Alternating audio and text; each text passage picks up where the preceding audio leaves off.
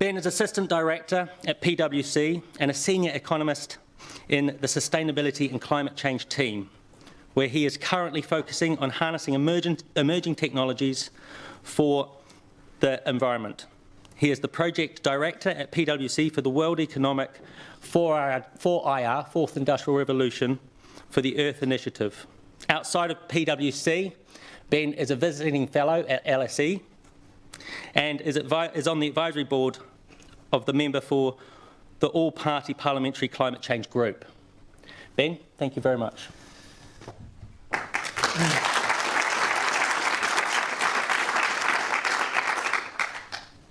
Well, thank you very much for that introduction, and let me just set up the slide deck. First test. Here we go.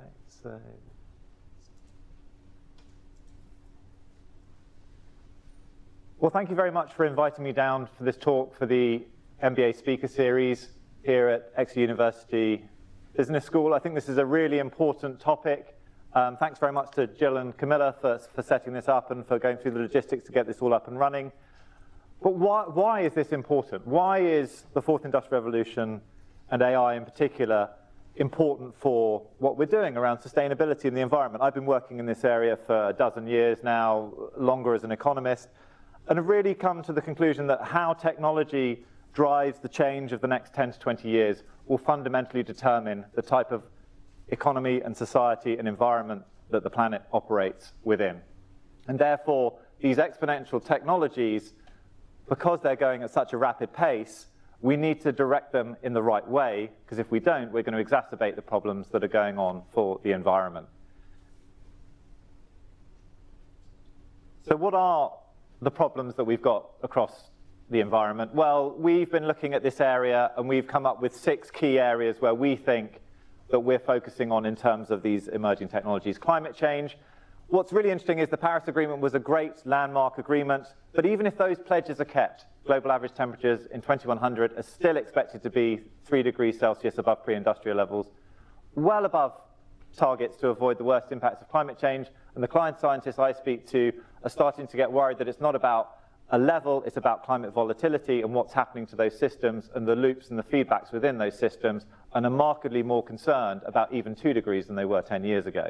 Biodiversity and conservation. We're losing biodiversity at mass extinction rates. 1 in 5 species on Earth now faces eradication, and scientists estimate this will rise to 50% by the end of the century. This is deeply, deeply concerning. Healthy oceans. This is a topic that has been sort of ignored for a long time, but now is coming to the fore, which it should.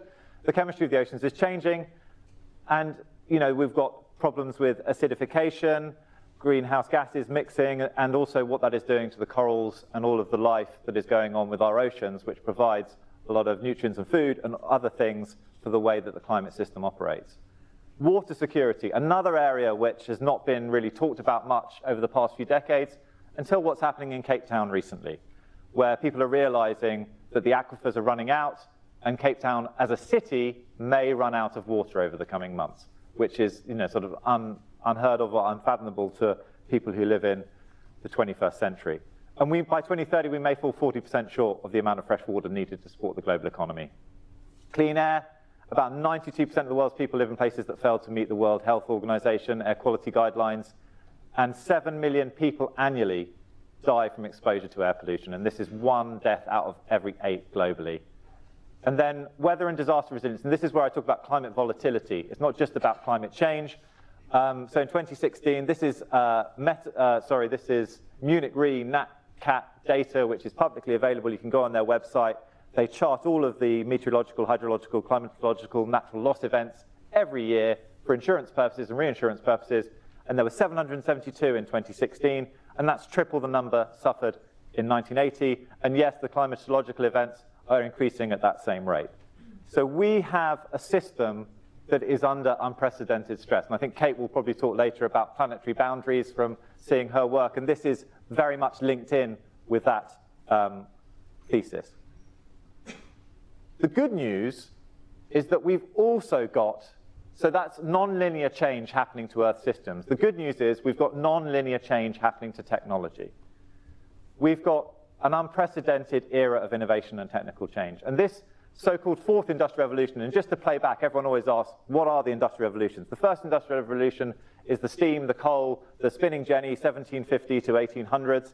The second industrial revolution is in the 1880s, the electric light bulb, cars, aeroplanes, amazingly, and sanitation with Thomas Crapper, all developed within a decade, unbelievably, that drove the industrialization through the early 1900s. And the third industrial revolution is really being coined around 1969, computer chips, and ending up with the smartphones of the sort of late 2000s. And now we're on the cusp of what the World Economic Forum and Klaus Schwab says is the fourth industrial revolution. And why is this a new industrial revolution? Because it is the merging of the digital, physical, and biological spheres.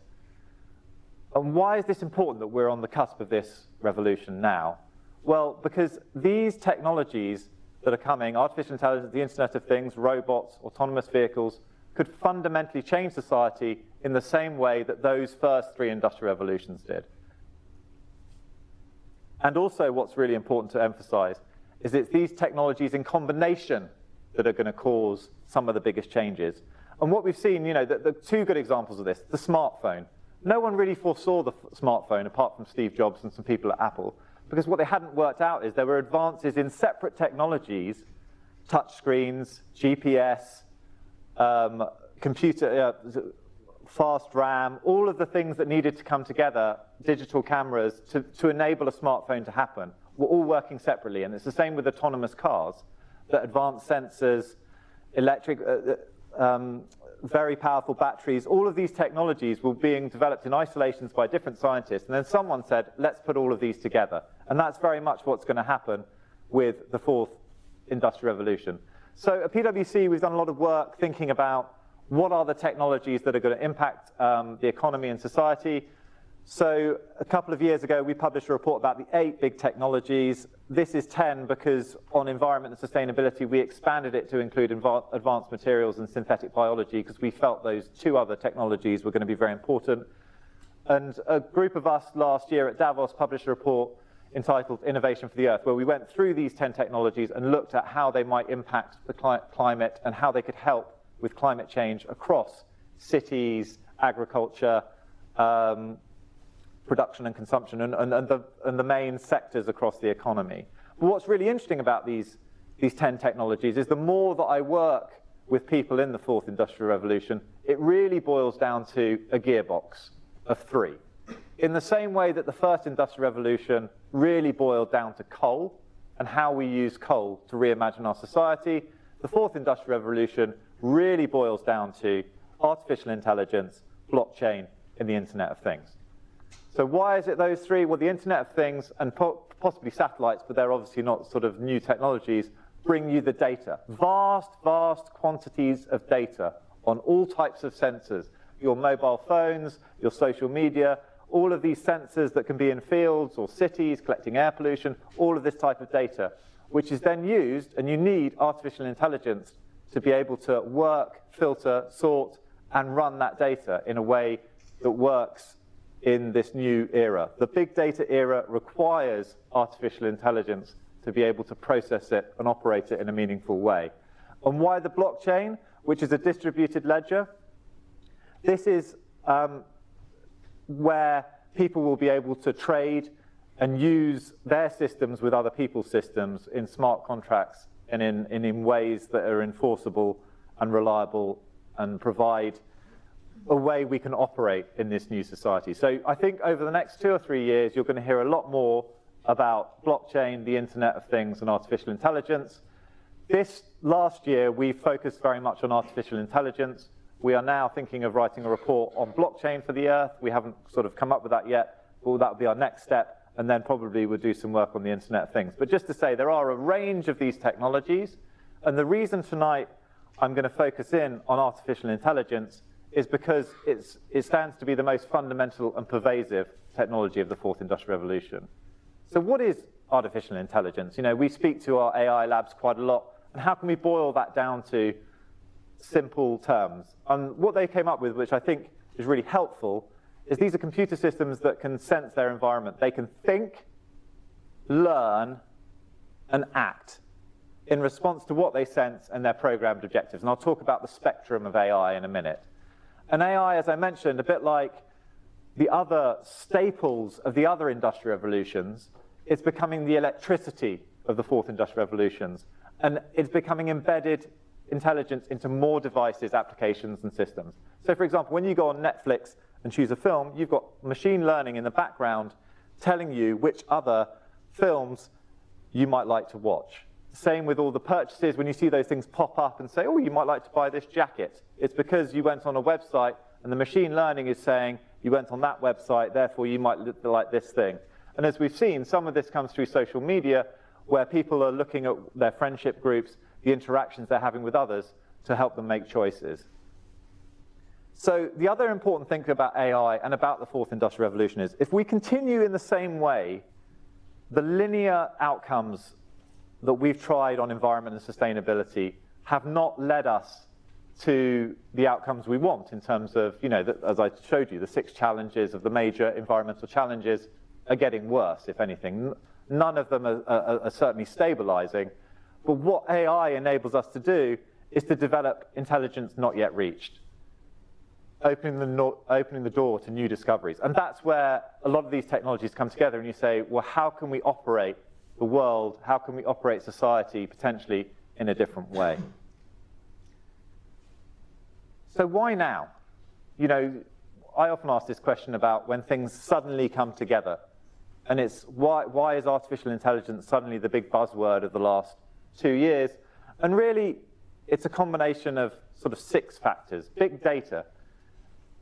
And this is really important about, I think what I'd like to focus on here is unstructured data sets.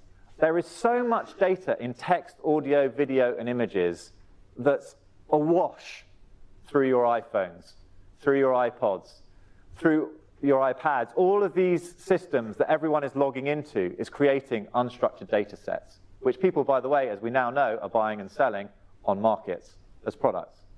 So we are providing lots of data that can be analyzed. Processing power. Well, I think this is where cloud computing, all of these things are coming in to enable us to do much faster processing power. The social media platforms are changing how people interact and how we work as a collective intelligence, a connected globe. And I can talk through a few examples of what I mean by that soon. Open source software, that means that people are allowed to get onto systems and work with them, and we see that at universities. The US is particularly good at open source software, by the way, partly because a lot of the data sets are funded by government. Improved algorithms. Now people are really starting to understand how algorithms work. An algorithm, if people don't know that term, is basically just like a rule. So if you go home from work and you know that there's a traffic light on red and you know it's going to be quicker to take the rat run round the side because that traffic light's red to get to your house on the other side, that's an algorithm. So when you get there, if it's green, you go forward. If it's red, you take the other route. And that essentially is an algorithm. It's a rule. It's a set of rules that are drawn together to give an outcome. And accelerating returns, and this is really important. A lot of the big businesses now are realizing they need to be in the AI game because that is where the pace of business, the pace of technology is moving businesses over the coming years. So what are the different types of intelligence and where are we on this spectrum? So automated intelligence is sort of labor-intensive task. A robot that can sort recyclable materials, gets in the materials, says plastic, glass, compost, whatever it needs to do. Assisted intelligence, and this is where we are with a lot of the things I talked about on Netflix or on Amazon or any of these major websites that people go onto. It's systems that review and reveal patterns in historical data. So they can see what you've done and then sense what you might do in future. And that's where a lot of the work around, a lot of the applications of artificial intelligence are now. Augmented intelligence is looking at an uncertain future and using systems to work out how the future might look. So that's not necessarily always relying on past information. It's actually trying to work out how systems can think, how scenarios might develop and unfold. And autonomous intelligence, and this is where I don't think we're really there yet, automate decision-making without human intervention. And this is where systems really are working autonomously. And you may or may not be aware, but there are already artificial intelligence systems that have created their own language that humans don't understand, and they're communicating with one another. So they've used their intelligence to communicate in a different way already, and that's now in the early stages of this revolution. So that's kind of the 4IR, the big technologies, and don't get me wrong, they're all important, but just sort of focusing in on a few today, and particularly on AI. And we wrote a report which was launched with the World Economic Forum at Davos this year about harnessing AI for the Earth. And it was really just trying to showcase what could we do with AI for the planet. We looked at those 6 challenge areas, and then below those we created sort of, well, within climate change, what are the things we need to achieve? You know, things like clean power, transport systems, sustainable production and consumption, land use, those types of things. And this is all available online. It's a public report, so you can go online afterwards under sort of pwc.co.uk. Innovation for the Earth is all of our work on the 4IR. And then we went through, and I'm not going to talk through all of these in detail, but just to show you the sort of scope, we found over 80 use cases where AI was being used across these 6 challenge areas and across those action areas underpinning those, where we saw people optimizing energy system forecasting. We saw people using it for auditory responsive lighting and heating. And it was amazing to see what was going on in terms of artificial intelligence being used to optimize systems and make systems more efficient. That was climate change. On biodiversity, it's amazing what Earth observation systems are doing now in enabling people to have real-time tracking of forests, of bird migration patterns, of fishing vessels, of all of the things that illegal wildlife, all of the things that could really help us monitor our biodiversity and conserve it. That's been a really big area that is, you know, fantastic in terms of trying to help the environment and people manage that environment, having the data and knowledge in those areas. Healthy oceans, as I mentioned, tracking fishing vessels, also tracking pH, helping detect where AI being used to help detect where ships might be, when they might be moving. Are they taking strange patterns off their usual courses? Why might this be? Monitoring marine habitats, again, machine learning, detecting changes that shouldn't be at this time of year, and pHs or temperatures that seem out of whack with before. Marine litter prediction, where is litter being dropped, where it might end up. Machine learning algorithms to do that. Water security is a really important area where leaks are being detected, telling how much households use. Is a pipe broken? Predicting droughts, looking at weather systems and wondering how you can do drought planning. Also real-time responses to these droughts as well, which is in the sort of clean air, where we looked at the sort of sensor-based air purifying systems and looking at pollution level forecasting. And people think we can now get to 2 to 10 days of pollution forecasting in cities using AI, which is much better than 1 to 2 days, and really helps people plan to get out of cities, or for cities to take action to, you know, say no vehicle use or whatever needs to happen ahead of time.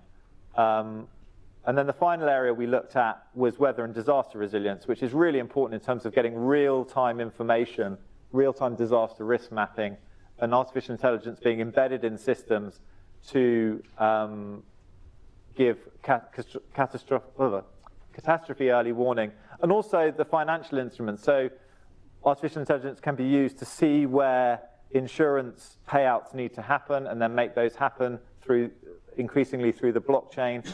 And then also automatic mitigation of flood risk. So we've seen areas where they're now using artificial intelligence to manage catchment areas for rivers, where floodgates will come down automatically because it's being run by the computer system, which knows intelligently where the stream flow is going to go and where those gates need to come down.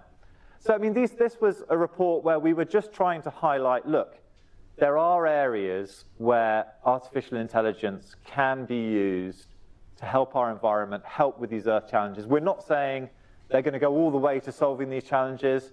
We're just trying to highlight these need to be harnessed. We need to find more. We need to understand more about the impacts of these use cases and how good they are and can they be improved, and are other companies and researchers and universities getting involved. But of course, what everyone worries about is, well, what happens if we get AI wrong? What could it mean if it's unguided?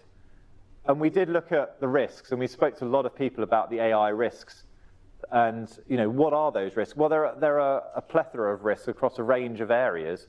And performance risks, risks of bias is, I think, a really interesting one.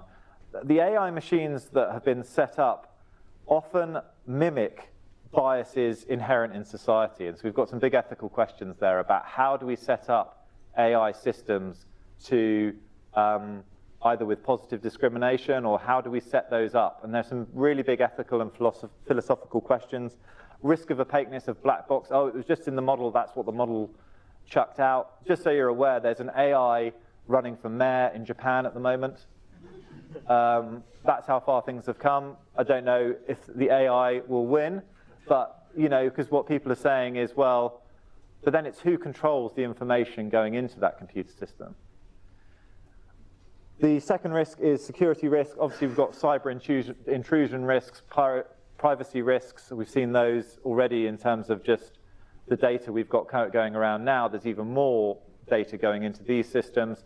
Control risk, risk of AI going rogue. Well, if AI can already speak its own language with another AI, where might the AI end up? And obviously, Stephen Hawking spoke a lot about this.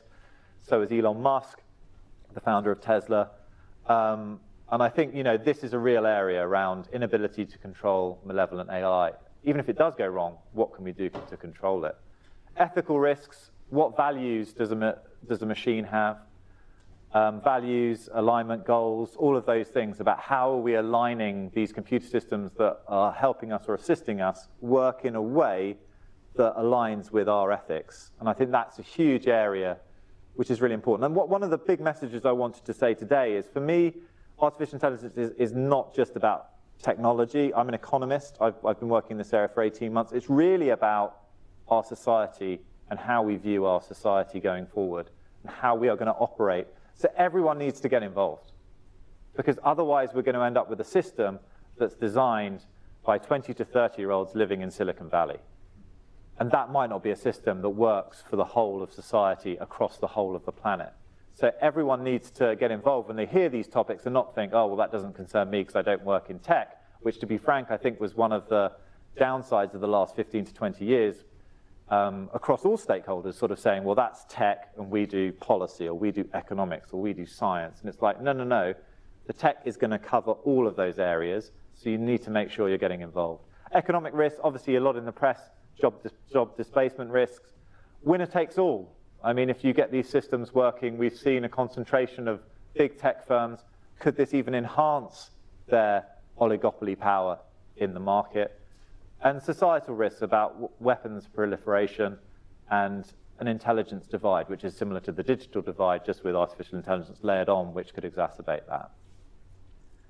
So what are the conclusions of the work we've done so far in this area? Well, one of the key conclusions is a lot of people are starting to think about some of these risks and saying, yes, we care about economic risk, we care about ethical risks. But what we are saying is that, look, it needs to work for both people and the planet. It's no good looking at people and saying, we'll get it to work for society, we'll get it to work on the economic case, without taking into account the system under which we all operate.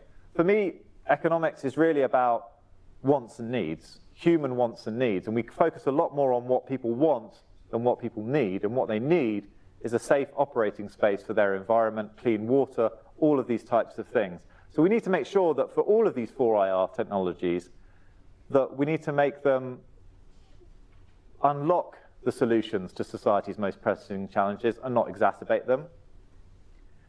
And we also need to make sure that industry leaders explain, and all of these words, by the way, that I'm about to say are really important because they all mean different things. Safety, the explainability, the transparency, and the validity of artificial intelligence. Those are all stages in sort of the setup, people being able to explain what they're doing, being able to someone else to come and look at what they're doing, and for us all to know what they're doing. The validity is almost like auditing what they're doing, so we understand ex post what has happened with the AI systems. And if you think that an AI might run for mayor, all of these steps are going to be very important. So what recommendations did we make out of this work? We basically said people need to deliver responsible AI, and that is making sure that environment is embedded along these other considerations that I mentioned: safety, ethics, value, and governance. We need collaboration amongst interdisciplinary bodies, people.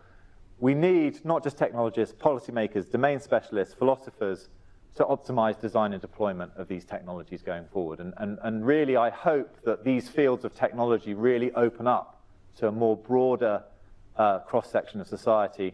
And then also, we need money, as ever with a lot of these issues. Finance and innovation. We need to make sure that large-scale and basic and applied R&D is put into these areas of designing AI and 4IR technologies that bridges the technology and environmental disciplines. So one of the things, obviously, this is a business school in terms of where we're speaking. So a few slides on, what does this mean for business from the conversations we've been having. Really important point about speed here. The pace of change in the next decade will be faster than at any time in human history. And that's just something to bear in mind, that the pace of change is so rapid, so quick, that it's almost hard to keep up, even in this area that I work in. Every week or every month there's a new story and a new way of doing things. And we will need to, regulators are going to struggle, and I'll come on to that in a minute, to keep up with the pace of change. Connectivity is another important point here. In the first 3 industrial revolutions, we did not have the internet. So this industrial revolution will be the first global, truly cross-sectoral revolution, all at the same time. There are people using blockchain in Tanzania. There are people using artificial intelligence in Bangladesh. This is not a revolution that's going to be started in the G7 and then spill out to the other countries. This is a global revolution. And if you're connected to the internet, if you've got access to the cloud, you can do a lot of these things. If you've got the right sensors, you can move as quickly as some of the other OECD economies. And that's something really to bear in mind as this revolution unfolds. And that's why it will be not just quick, but its scope will be global. Consumption. Consumer preferences are changing more quickly than ever before. So companies in the Dow Jones in the US used to spend an average of about 36 to 38 years in that indices. They now spend an average of 16 years in that indices, which shows that people, they like a product, it goes. 2 other interesting things for business are that I think Kodak had its highest grossing year 10 years before it went bankrupt. The year in which the US Post Service sent the most first-class mail was 2001. And now people are saying it's gone down 50% since then, and they're wondering in 17 years, what do we now do with the US Postal Service? So just because a company is doing well now, or a sector, doesn't mean it will be doing well in 5 to 10 years because of the pace of change and the way that consumer preferences are changing and the way that things are happening. Regulation, and I think this is a really, really important point. Regulators will drive change in some places and chase it in others, and they're not going to be able to keep up across the board. And we're seeing that already in terms of the way the digital economy is evolving. So how can you, business, how can we respond? I mean, the transition, the good news is the transition, if we get this right, to more sustainable economies will offer massive opportunities for revenue, for growth. I mean, I was talking to Nick Stern of the Grantham Institute at LSE recently, and he was at a talk saying, really, the sustainable growth story is the only growth story of the 21st century. If we don't get it right with sustainability, there will be no growth story, which, I think is an interesting way of looking at it. There's a new set of risks that need to be managed, and I think that's about the pace of change and how things are evolving. That, and I've gone through some of the specific risks, but those risks are evolving and changing as we speak. I think it's about regulation. Financial regulators are beginning to consider non-financial risks of climate and other areas, and that trend is set to rise. And I think that's a really interesting area of what does financial regulation mean for the pension industry, for our investments and the sort of economy within which we operate. And the good news, I think, is that the companies that recognize sustainable goals in their core strategies will gain trust and will ultimately win, because, as I said, I think long term, this is the major growth story, the major growth opportunity of the 21st century. So thanks very much. I think that's 10 minutes left, so hopefully we've got 10 minutes for questions. Oh, have we? Okay.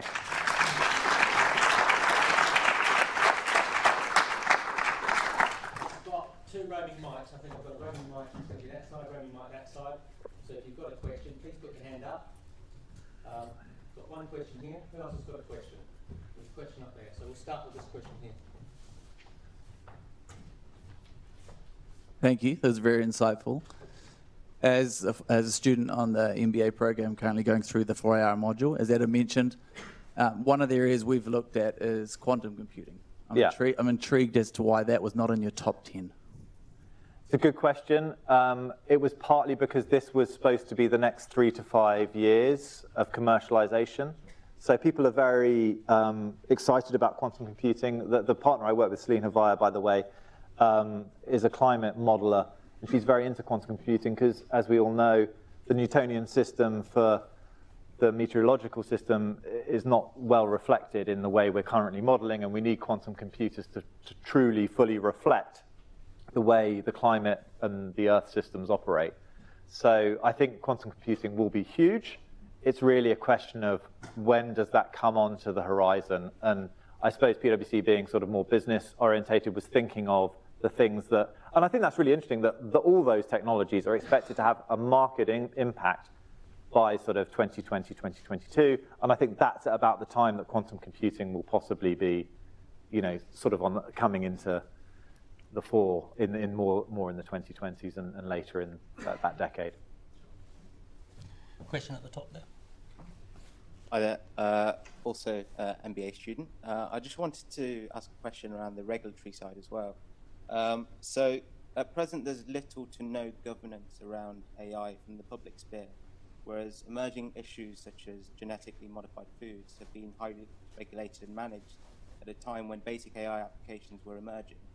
And I just wanted to understand, you know, why it's taken governments so long to look into the ethical and regulatory side when there's a lot of parallels to draw with GM, with the unknowns coming out. I mean, I think it's a good question, and it's a deep question, and it's an important question, because really what we're saying about regulators, and I think if you saw in the Senate Mark Zuckerberg being interviewed, is the lack of knowledge more broadly of technology and what technology means. And as I said, I think as a society, we've tended to say, that's technology, that's ICT, some people do that, or there's a help desk for that. And this, you know, to be fair to people working in technology and ICT, they've been looked at and viewed and undervalued in society for a hugely long time. And I think what the good news is of what's happened over the last 3 or 4 years is I think people are starting to realize that actually we need to embed what we're thinking about technology and what technology can do into our wider society. I think it's a good step that the UK government has announced this new AI Centre for Ethics and Values. I wrote a blog on that a couple of months ago, which got a bit of press sort of saying that needs to be extended to the planet, which is this whole argument of saying, you know, it needs to be thinking more broadly about the impact on people and the planet. But there's so much more that needs to be done, and we're very much at the start of that journey as policymakers. I've heard Matt Hancock, who was our digital minister, speak. I think he gets it, which I'm encouraged by, and he's now the Secretary of State for the Department of Culture, Media, Sport and Digital. And I think that, you know, increasingly, you know, the fact that digital didn't even sort of appear on the Whitehall map until recently tells you something, but it is appearing and it is making inroads, and there is an all-party parliamentary group on AI, and I think it is really making giant strides within not just the UK government, but other governments more broadly, and there are sort of World Economic Forum 4IR centres opening up across the world as well, and people really starting to realise that, hang on, this isn't just about tech, this is about our economy, our society, and what the future looks like. So I hope for more. It's very early days, but I hope for a lot more realisation of that. One question here. Is there any other questions over here? There's another question. I'll go with this question. Yeah, thanks. Thank you for your talk. It's very interesting. I just wondered, do you see AI going the way of, you know, the Chinese will act one way, the Americans will act another way, the Russians will want to do something. In other words, sort of a Cold War of AI, or will it be universal? It's a very good question, and I don't know whether there's a sort of easy answer to that. I think there's no doubt we are in a data race at the moment. And that's another fundamental thing about this revolution. We saw The Economist headliner probably about a year ago now saying data is the new oil, and I think that's right. Data is what determines whether you can run these systems and optimize and get people the products and services that they want. And I think you're right. Who is going to run those systems and which countries? Of course. I mean, I think there are dangers, but there's also opportunities for collaboration. It's hard to say because I think it's interlinked with the geopolitics of the relationships between those nations. I think if the relationships between those nations go well, I can see collaborative outcomes. If the relationships go badly, I can see very bad outcomes. And hence some of the risks that we spoke about, particularly with weaponry and AI and drones and all of those types of things as these technologies unfold. Again, in terms of the regulation, I hope very much the government is considering these at GCHQ about the risks around AI as well. But I think we need to go with a positive mindset to other countries about this issue and what it means, and hope that we can find adequate solutions. But yeah, I think it will be a challenge. Hello, is this working? Yeah, brilliant. Yeah, I was just wondering what you thought about what would be the fairest and most practical ways of taxing robots when the displacement of jobs comes about. And then the following from that would be, do you reckon companies would be put off in terms of establishing AI because it might be seen as unethical in that sense? Yeah, I think it's going to depend what the robots, in inverted commas, do. I mean, just to step back a bit as an economist and talk about some of those studies. So the original study that came out by Frey and Osborne in Oxford that talked about Oxford University that talked about half of jobs being replaced by robots. That people have sort of moved on a bit from that because they were basically saying this job goes, that job stays. And since that time, the OECD have done work saying that it's not about jobs, it's about tasks. It's about the proportion of tasks that are going to be replaced and the type of jobs you do. So that's still going to lead to some job erosion, but it's not going to necessarily be as much. So the figures I've seen are sort of 10 to 20%. Now, the real question, which I haven't done, but I think it would be useful as a research piece if anyone's interested, is what proportion of jobs were lost in fields and what proportion of jobs were lost in previous industrial revolutions as that structural change occurred. And I think I'm not one of these economists who thinks, oh, it happened last time, so it'll all be all right on the night, and we've just got to trust in that. But I think we need to have a serious look at those previous massive, massive structural changes and see how they worked. And people talk about, there's new work going on at LSE and MIT about just transitions, how you make a transition from one economic system to another and make sure it's just for, it's basically around labor and supply. So I think there are some fundamental questions around what you're trying to achieve, what transition you're trying to make, and then you need to work out what taxes and incentive structures you're going to put in place. And I don't think that work's been done. And I think people are jumping the gun by saying we need to tax robots. Because actually no one's really done the analysis to say what types of jobs are we moving to and what is that going to mean and what policy structures do we need in place, which might include taxation. I'm not denying it might include taxation, but you need to think of the bigger picture and the bigger societal shifts. And the good news is we've undergone many societal shifts in our economy. I don't see lots of people banging down the door saying, I want to work on a field again.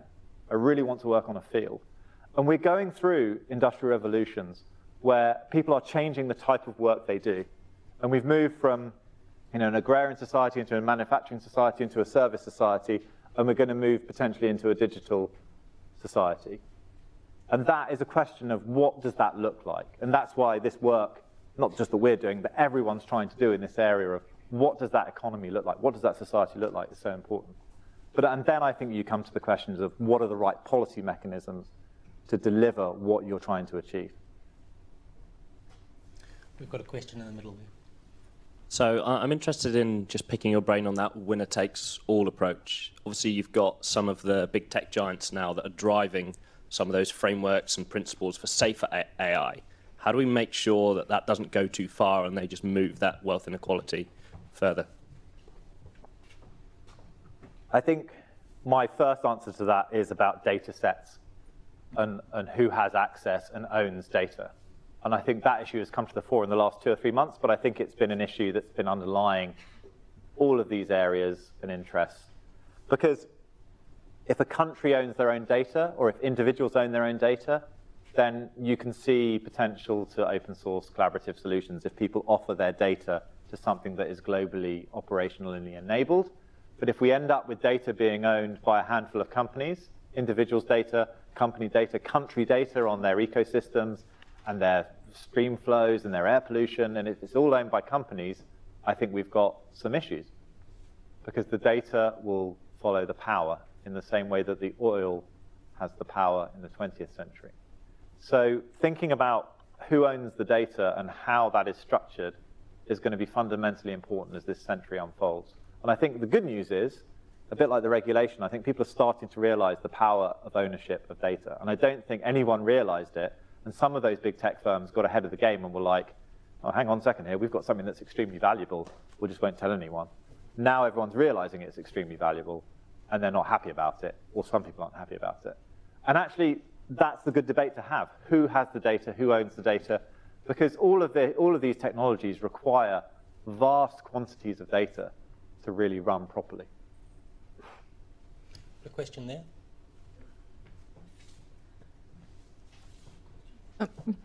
I was wondering whether, sort of following on from the past questions, do you think AI is at risk of increasing social inequality overall in the world, or is there ways in which AI can help to actually reduce social inequalities? Or is there, how can we manage it? No, I understand what you're saying. I think it's definitely a risk. Of course, it's a risk because these technologies are moving so rapidly, and wherever they're aimed, they run. So, and that goes back to the inherent biases of what we're trying to achieve. So if you set an AI machine on a trend for increasing inequality, well, guess what? That trend might well continue. Although, you know, what happens when machines start talking to each other and what they want to achieve is another question. So yeah, definitely I think there are big risks, but that's why, as I say, I think everyone needs to get involved now and start talking to people in their towns and cities, their MPs, their councillors about these issues and saying, hang on a second here, this isn't just about tech. This is about what society we're living, who has the share of the pie, the share between capital and labour. All of the issues that Karl Marx talked about are coming back, and quite rightly, because they're issues about humanity and about humans' work, about power, about money, about all of the issues around how our economies and societies work. And there are things that do work in our economies, and there are things that don't work in our economies. And can we design better economies to take into account these issues? And can we get these technologies to deliver the first sustainable revolution? And that's the other issue. We've had 3 revolutions that have made, in some ways, you know, what have they done? Their impact on workers' conditions and all of the things that they've had. Has it all been positive? Probably not. Have there been lots of positive things? Definitely. But, you know, we need to make sure that we have a more inclusive revolution this time round. Do you think there's an uneven distribution across countries in terms of the talent who could program things and people's access to learn this knowledge? And that's another very good question, and I think all of these technologies are overlaid on the current systems within which we operate. So they all have the risk of exacerbating problems. They all have a risk of, if we're starting off with an uneven distribution, they will start from an uneven distribution. But that's where I think, as I said, I think governments need to get on top of these issues and try to work out what we're actually trying to achieve as societies. And I do come back to the sort of Maslow hierarchy of wants and needs. We focused a lot on the wants. Homo economicus, you know, going out there, individuals, whatever individuals want individually will work for the collective goal. And I think that's been proven in the last 20 years, and we've seen ramifications both economically and through society that hasn't necessarily worked out the way people thought. So we need to look at a new way of thinking of how we run our economies and how we sort out distribution. And some of these technologies I think can help, but you have to design them and use them in a way that will help. A question over here. Thank you. That's a very apt answer, actually, because my question is about wants and needs, which you mentioned. We obviously are quite good at expressing our wants, and as you said, we don't always think too clearly about our needs, and it takes a bit of wisdom to know what our needs are. But it's not just human beings that have wants and needs. I mean, all biodiversity has wants and needs. The slow worms at the end of my garden have wants and needs. Yeah. So they don't, and slow worms aren't conscious. What do you think, looking a bit ahead, are the wants and needs of artificial intelligence systems? And isn't it important that we find those out? Because I don't think that the need would not be the biodiversity which we treasure on our planet at the moment. Well, it might be the biodiversity and not the humans, but yeah.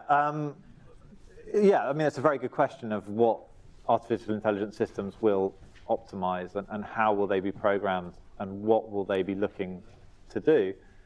And I think it's a fair question. I think, going back to your biodiversity point, I think it's encouraging that in some places in New Zealand, in Colombia, rivers, streams, areas of land are being given the same rights as humans, the same legal rights. And I think that's a positive step to say, hang on a second here, we're all equal on this planet in certain ways. Okay, of course, it's only a first step. There's only a few places. But I think that trend to say, actually, we need to treat our ecosystem, our biodiversity, the needs part of the Maslow hierarchy is important as the wants part, is starting to change, very slowly perhaps, but I think that will accelerate.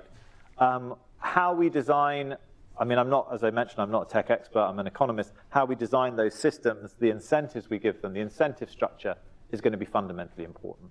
And I think, my main thing as an economist, one of the three things you learn as sort of key things is about designing incentive structures. And the incentive structure we design will determine the outcome.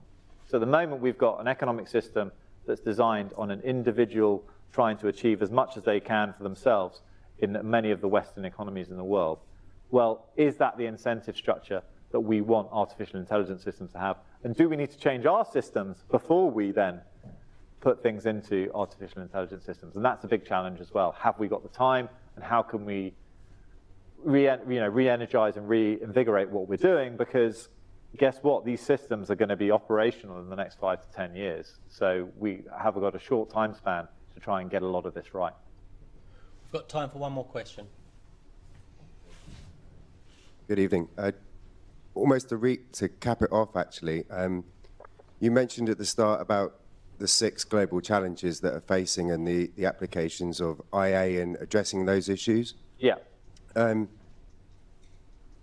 not an intelligent computer, but the sources of those 6 symptoms are driven from humankind in terms of the population size and consumerism.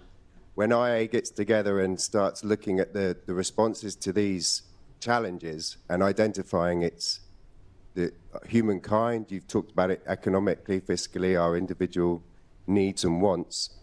What happens then when it comes up with a solution that we know the answer to, that it's us that maybe is causing most of these problems? Well, it's the ultimate question, isn't it? And I think it's the right question to ask. And I mean, look, I'm not intelligent enough to sort of hazard an answer at that, but I would point you to the late Stephen Hawking and what he was saying about artificial intelligence, because if I had to trust one person on the planet and what they thought on this issue and where it was headed, I'd probably trust him, because I think he's thought deeply about it, and I think he had the brain to understand these issues, and I think you're absolutely right. And I think that's why we have to change our behavior, because the genie's out of the bottle with these systems. They're going to run. One positive story on that, I think it's called Sophia or Sophie, the AI robot. They've seen great strides in helping to train Sophia by her interacting with humans and giving the values that we are trying to get the person to, like children, and essentially learn the values of care and looking after each other. But let's not be foolish here. If the AI machine can suddenly see that, hang on, I've been taught these values, like a child who reaches teenage years or goes to university and says, but the world isn't like this, then I think we've got a real issue. So what we're going to need to be, because these are logical systems, is going to be consistent in our teaching and our output. And I think that is going to be the fundamental question of the next 20 to 30 years. Can we design systems that we can follow up on? Can we design, because I think we can imbibe systems with the right ethics and values. I think we can get the right people around the table in the UK, globally. You know, we've got the UN, we've got other bodies who can help do this. But can we then live by those? And that, I think, is the fundamental question. And, you know, the UN's very interested in this topic. So in a couple of weeks, I'm off to Geneva for the UN's AI for Good Summit. It's in its second year. It had its first year last year. And there's hundreds of people descending on Geneva to ask these questions about trust and ethics and how these systems are being used. I mean, this is a pressing issue now. This isn't an issue that is going to be 10 years down the line. This is an issue we need to discuss and think about as a society over the next few years. And it's possibly unfortunate that it may go under the radar because of other issues going on in geopolitics, that actually these are going to be the underlying issues that really matter in 5 or 10 years' time. Dean, thank you so much.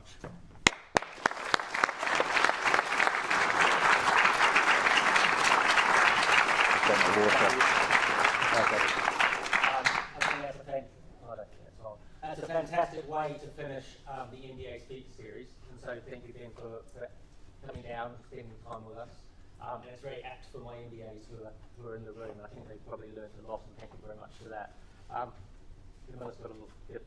Thank you. Oh, thank you very much. The MBA. Thank you very much. Thank you. Thank you.